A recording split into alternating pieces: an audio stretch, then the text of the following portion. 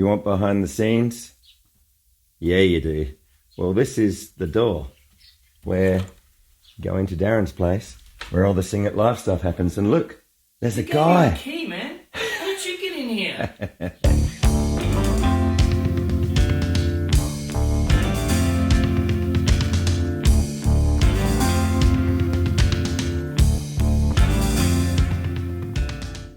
Hello, if this is your first time to the channel, welcome. This is Crafty Music Tips and my name is Crafty and this is... Darren. And if you haven't seen before, you probably have, but just in case you haven't, Darren's got this great thing, it's called Sing It Live, where we get a bunch of people into this whole room and we make songs up live. We don't make them up, we just record them, right? Yeah, we sort of bang them out. It was built like as a critical listening... my control room, you know. I mean, I thought maybe I would put a drum kit in here maybe once, but it's a really cool sort of space. It's not too loud because you can treat your room incorrectly and make it like not enough pads on the walls and it's banging back like a reverb room, or too soft if it's too cushiony. And it's sort of a good balance. I think that's what it is. It's its dimensions, and you know the rug. Tiles, I don't know. Harley the dog helps. The dog does help, yeah. It's part of my acoustic treatment. Yeah. Yes. So, we're talking about a song that we did in the very first That's session. why you were here. I knew there was a reason. Yes. This particular song was from our first session. Very first session. We did 2 songs in the session. Yes. We did Pump It Up, and we did this one, which is the Beatles Come Together, right? It was the first time since the Hindley Street Country Club that I'd put a band in here. Didn't know how it was going to go. Didn't want to make it too complicated. I wanted to get some new faces. And I thought, I'll take the pressure off and be the singer, right? For the first few songs. Darren will sing the first few, right? Take the pressure off. Well, to take the pressure off singers. Sure. Who want to, be the first up. Got it. You know, like who's going to get on stage first? Who's going to, right? Because I was thinking that these were going to be the first ones released too. And it was only until later we changed the order and started to repaint the room and everything, and it looks different now. So, it's where do I start moment, right? What songs do I do and where do I start? Now that, I'll be branching out on my own channel and stuff after the Hindley Street Country Club. Of course, yeah. So... it was a weird moment, and to sing as well, I'll be the first one. So it's after doing all those great performances with them, thinking, there's a big boots to fill, and I think that's what was probably stressing me on the day, to do that. This was the first session, and it actually comes up really, really well. I mean, I remember having a lot of fun that day, yeah. I pulled out the session just recently just to tweak it one more time, because I'm even changed the way I've mixed and master and everything now. So... choosing the song, do you remember choosing the song? I chose the song because it was my son's favourite track. Yeah, nice. He had just got a little drum kit and he had gone onto the internet on how to play songs, and he had heard the song on some game on a Nintendo dance thing or whatever it was, and he was trying to play it on his new little kit. And he just played it and played it and played it and played it. And I said, like, he was 6. And I'm going like, what are you... He goes, this is my favourite song, Dad. I'm thinking, he goes, you should record it down in the video downstairs. And I'm going, of course I will. Of course I will. Promise me, Dad? Of course. Do you remember hearing either Abbey Road or this song for the first time way back in the day? I remember Abbey Road, and I remember the whole sort of track was a bit of a journey, because I remember it was also a moment where I was touring and someone had given me something pretty strange to smoke. I was only very young, and 19, I think. Yeah. And the album meant a whole new meaning to me. Yes.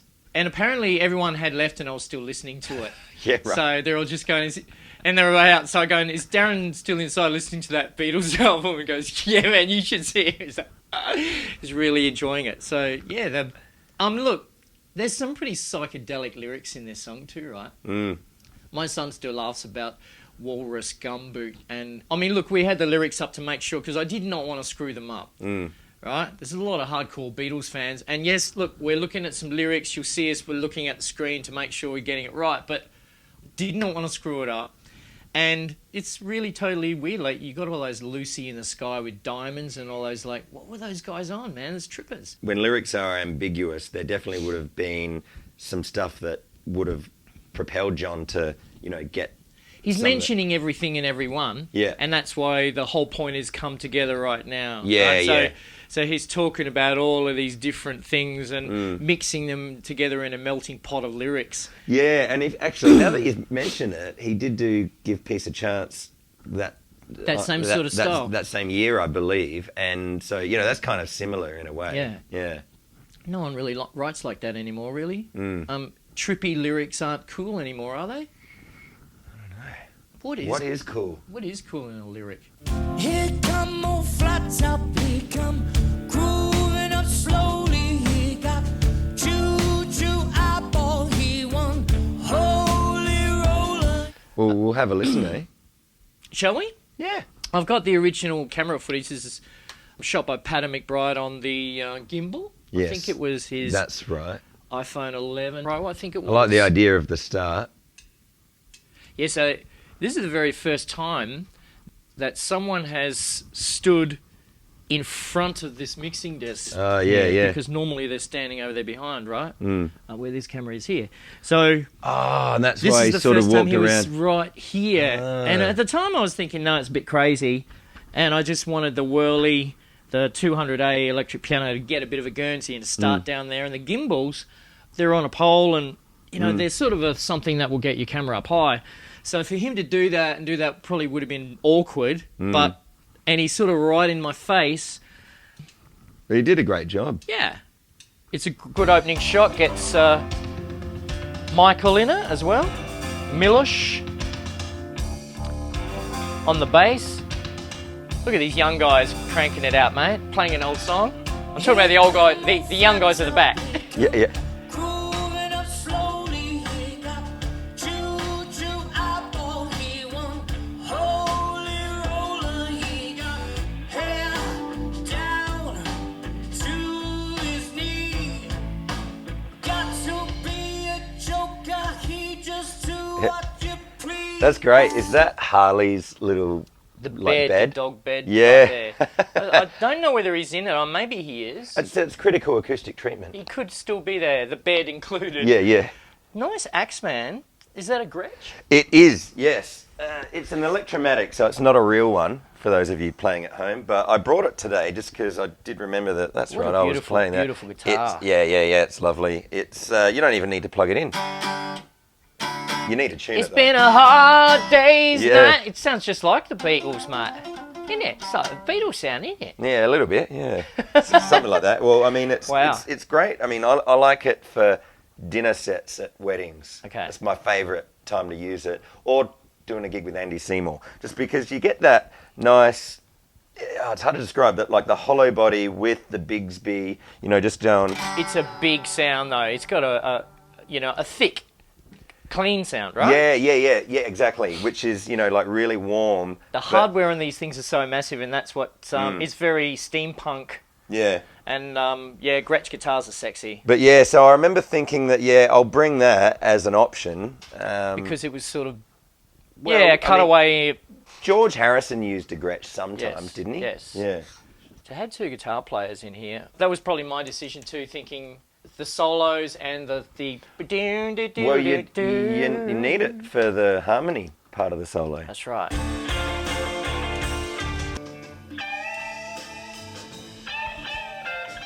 A little bit of bleed in there. You know, Yeah.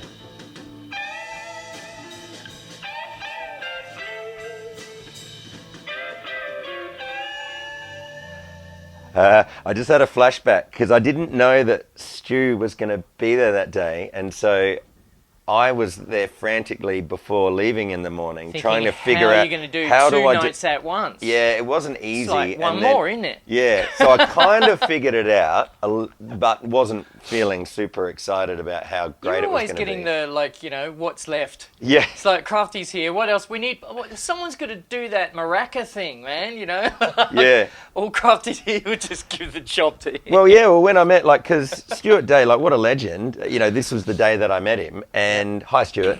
And I just remember, hi, so what's your name, sort of that's thing. right. We're just meeting each other. That's right. And then he goes, yeah, I'm Stuart. And I'm like, oh, so what are you doing here today? And he goes, I think that I'd playing guitar. I'm like, I think that I'd met Michael for the first time at this session too. oh, right. First time Milush has ever played with me, right? Yeah.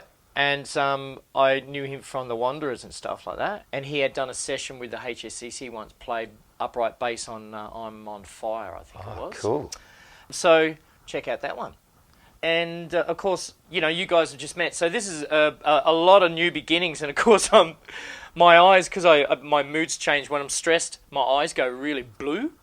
Yeah, right. And in this one, I got really, really blue eyes. So I'm always thinking, gee, he looks nice and relaxed. But I know that It's all in the eyes. freaking out. There's just a lot of pressure, I think. Perhaps a Frank Sinatra song could be good in those situations. Maybe. Start spreading the news, man. All right.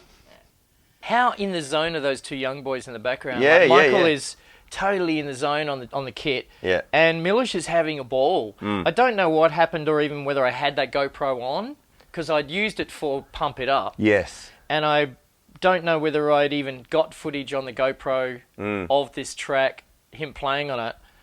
There's a few things to remember in a session, isn't it? You go, that's the one thing I didn't press record on.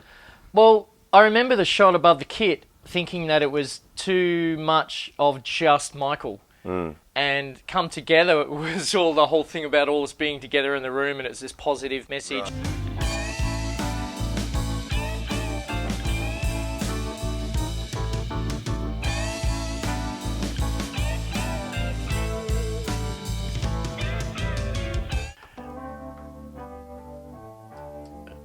Because it's... I mean, I'll put a tremolo in chorus. I mean, that's as raw. It's pretty raw. It's great.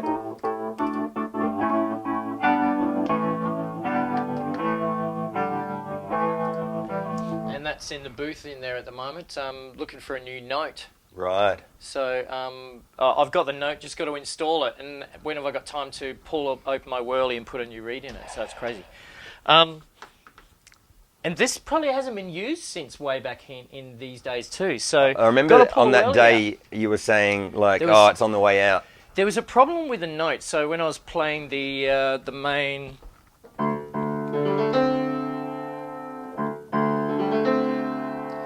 the C was going flat, so it goes and it was starting to break. Yeah. So I used Melodyne, high tech. Right. Polyphonic tuner. It was a mono track to fix all the C's. I just selected all of them and just went, because they were all flat, and just went fix them, and it just did it. Yeah. So that's probably, it's got a little bit of artifact in there because it had to do that. Yeah. Because I couldn't just redo it, Yeah, but yeah. Melodyne saved me on that day. So and the bass, of course, because the way that Milush plays is very, very soft and dynamic. So he goes from really soft to really hard. Bass players tend to be really consistent. He's very dynamic the way he plays. So when you put him in a mix, you've got to put a big compressor on him to keep his volume constant. So which one did you use? I've got an R bass, a Renaissance bass, 80 Hertz is my favourite, and a Renaissance compressor, which I think is always the... it actually sounds pretty crunchy. Look at the mids I've popped up.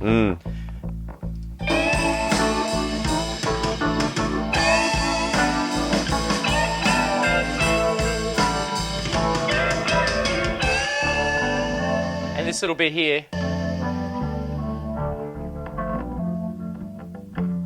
Oh yeah, that bit. Yeah, so he sort of ends up by himself there.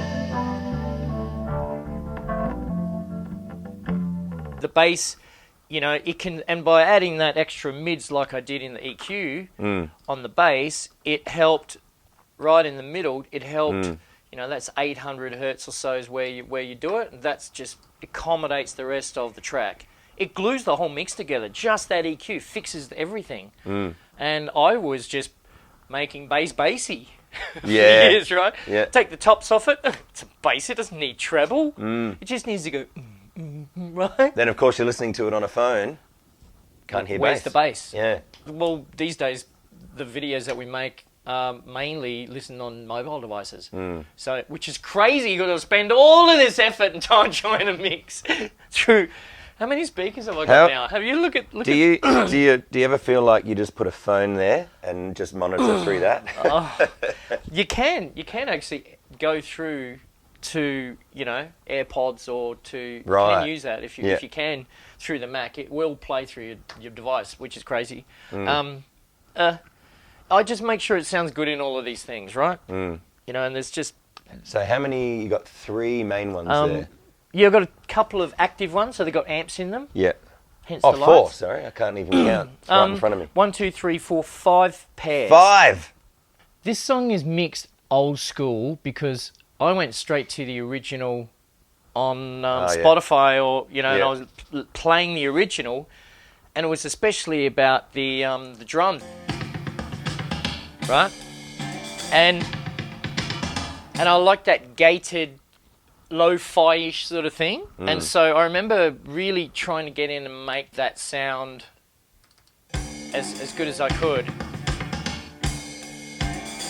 Now Michael had the tea towels on for good measure, didn't he? Yeah, Because I he believe did. that's what they did in Abbey Road. That's right. And he's got an old Gretsch there too, right? So Ludwig. Yeah, that's right. We're mixing inside a computer, but it was an old classic Beatles track, and still making the mix lend itself to the original.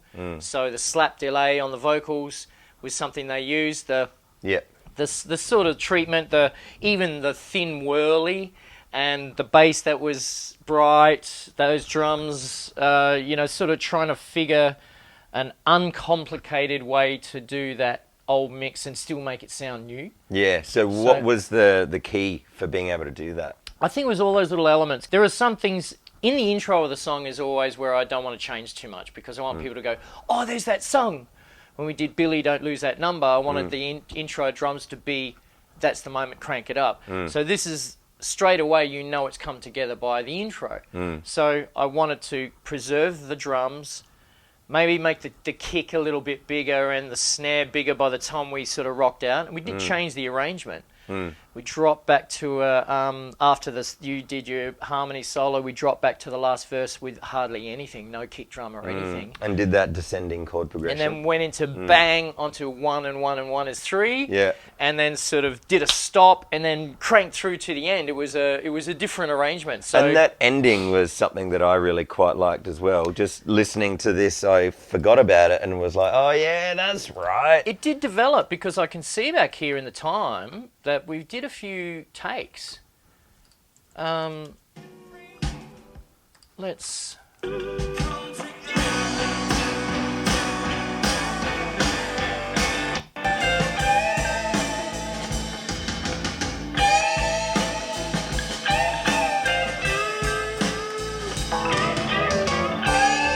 Well, that's so different without the whirly.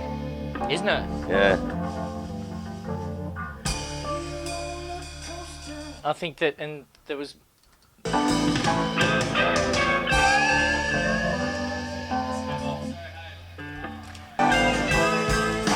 Two early times when we made it through to the end on the arrangement. Yeah. And this one we did, and everyone must have went, that's it. Yeah. So this hasn't got a lot to choose from. It's really one take that went all the way through to the end. Right. That had all the right elements. So Must have been in a rush or something.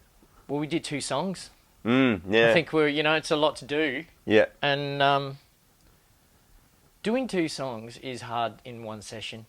It's hard. I mean, these days we have lunch, right? Sweet, nourishing gruel. So what do you feel about, after listening to the track, I sent you a sneaky look at it. What do you think? Yeah, I liked it. It was, I had a couple of feelings at the time, feeling that I was like... Because you're the lead guitar player, right, in this. Yeah, well, on the day, I didn't know, like I said, going in, if I was going to be doing just that, lead guitar solo by myself. And then I ended up chucking in more lead solo-y licks more than I thought that I was going to do, because there was all of that space. I remember feeling like that a bunch of my licks earlier, in the earlier takes, I felt really good about. And then I think that take there, I remember thinking, damn it. I remember we were talking with Stefan in the behind-the-scenes video, and he was saying, sometimes it's not the take, I think it came out great. Yeah, listening back, I felt relieved. You do have a support from someone else too, right? And Stuart's a great player as well. And I could see him sort of watching you and having some fun, and he's very relaxed, and he's had a lot of experience. You know, he's got that look of experience. You know, he's just letting you go right, and he's supporting you. And there was this little thing that he was doing that we heard him during your solo, where he's playing a. Oh yeah. Right? Yeah. Nice. Along during the solo. It was one of my favourite bits, and that I caught it on the whirly. I think it's over.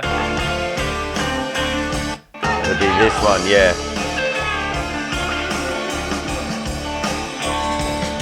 Here.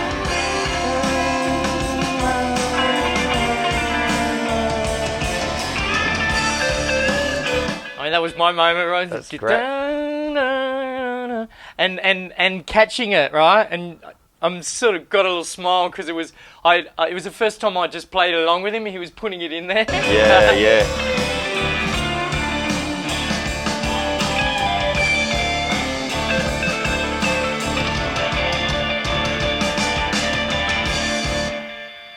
Well, it was great, but like, you know, the title come together. It's just like we all did just arrive here in this space and we made, you know, sweet, beautiful music together, which is the cliche, but cliches are cliches for a reason. That's right. Because it happened. And one of the things that I always found that, you know, I'm always either sitting on here or on the piano stool and we're doing guitar tracks either, you know, for whoever it is. Yeah. And I always have fun and I always feel like that you and I, you know, I'll suggest something and you go, oh yeah, cool, I like that. And then there's times where you'll be like, no, you got to go away from the fifth because that's in the melody. Oh, so it is. And, you know, we've got this really good that's right. You know, and I couldn't do it at home by myself. And you could try doing it on the keyboard with the guitar sound. It's not the same, Never you know. works. So I always like coming in, always feels like every time I leave, it's like, well, that was good. I'm glad I came, you know. Man, I am too. I'm glad that it was organic and it worked. We had songs that were organic. I didn't want to make it too complicated, but this song is complicated. That's why there was so many takes there. You know, that was I do regret because I have painted the door. Now it's the same as the back wall over there. So now that we've painted the door and you know the person who's singing is a lot more. Yeah. In you know, you can see their face a lot clearer with the black background, and I had that Hercules guitar hanger sitting there with no guitar on it, and it just looks really out of space. I remember doing a video in here with Cat Jade. She had grabbed a polishing thing, a green polishing thing, and whacked it on there. Oh yeah. And she thought it was hilarious, and I didn't actually know that it was there until after the session, and it was, you know, it was worldwide, and there's this green polish thing. So this is basically hanging, doing that, right? That's lovely. Isn't it? He roller coaster, he got early warning, he got muddy water, he won mojo filter, he said. I hope that people enjoy this. It's not a it has been covered a few times, and you know, and I hope people get the vibe, the significance of it is big for me. And you too, as our first session, you know, on the channel. Yeah. For all of us, the original band. It was igniting the Sing It Live channel. That's right. You know, it's history. And I think, you know, it's a perfect song, this classic, and, you know, if you hadn't have been insisting on not playing it and not releasing it all this time, I probably would have already cranked it out, man. You know, I mean, you're just getting precious over, I don't think I did it right and stuff like that, but I was always saying, we've got to release that track. Wasn't me, it was Harley. Harley.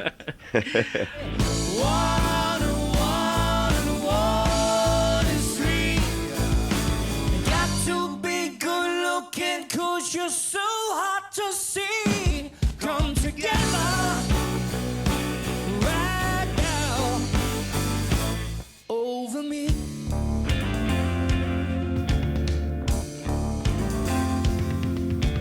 "18 months ago we recorded it. Lost count. That's a lot of time to have it in, and the room looks totally different. We light it different. We shoot it different, everything. So, and I think that this is one of the very last times that people are going to see the room in its old light lit up sort of glory. So, old school. Yeah. It's the Beatles. Come together, bro. Excellent. All right. Well, thank you, Darren. Any last words of, what Sing It Live fans, subscribers, etc., can look forward to? We've got a Christmas album coming out, right? Christmas album.